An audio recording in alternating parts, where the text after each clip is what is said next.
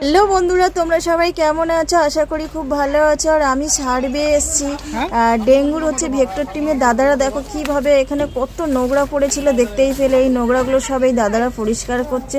সত্যি এই দাদাদেরকে অনেক অনেক স্যালুট, কারণ এই দাদারাই কিন্তু আমাদের সমাজটাকে পরিষ্কার পরিচ্ছন্নভাবে রাখে আর পরিষ্কার করে। আর আমাদের জনসাধারণ মানুষ কিন্তু, আশেপাশের মানুষ সবাই কিন্তু এই সমাজটাকে নোংরা করে, দূষিত করার এই দাদারাই কিন্তু পরিষ্কার করে একমাত্র। সেই জন্য এই দাদাদেরকে অনেক অনেক স্যালুট জানাই। জি, পরিষ্কার করা হলো, দুদিন পরে আসবো, দেখবো যেই কি সেই ময়লা আবার এখানে জমা হয়েছে। এই ফ্ল্যাট থেকে সব ময়লাগুলো এখানে ফেলে। আর আজকের এই ফ্ল্যাটের চারপাশটাই পরিষ্কার করা হলো।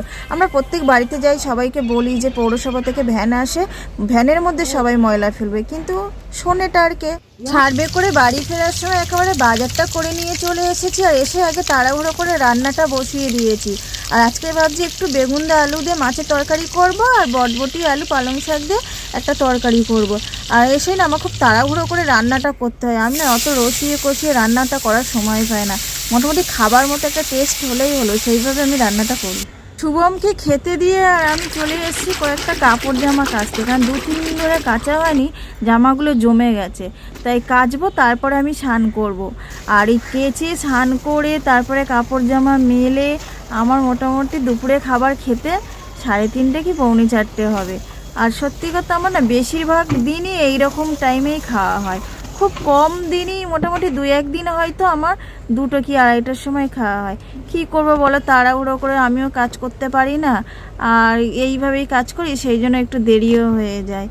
আর এইভাবেই চলছি। জানি এই সময় খাওয়াটা ঠিক না, একটু তাড়াতাড়ি খেয়ে নেওয়াটা ঠিক, কিন্তু কি করব, আমি যে পেরে উঠি না।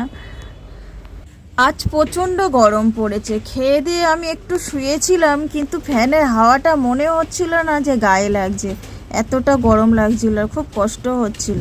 তো এখন বাজে 7:30, তো আমি একটু ছাদে চলে এসেছি।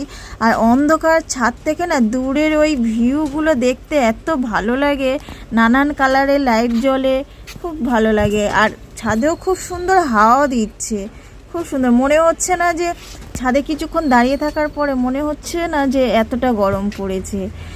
আর বন্ধুরা, আমার ভিডিওটা কেমন লাগলো অবশ্যই কিন্তু তোমরা লাইক কমেন্ট করে জানাবে, অবশ্যই সাবস্ক্রাইব করবে। আর দূর থেকে দেখো চাঁদটা কি দারুণ লাগছে, পুরো একদম গোল। বন্ধুরা, তোমরা সবাই খুব খুব ভালো থাকবে, সুস্থ থাকবে, সাবধানে থাকবে। আর পরের দিন আমি আবার একটা সুন্দর ব্লগ নিয়ে তোমাদের সামনে চলে আসবো। Good night, tata, by.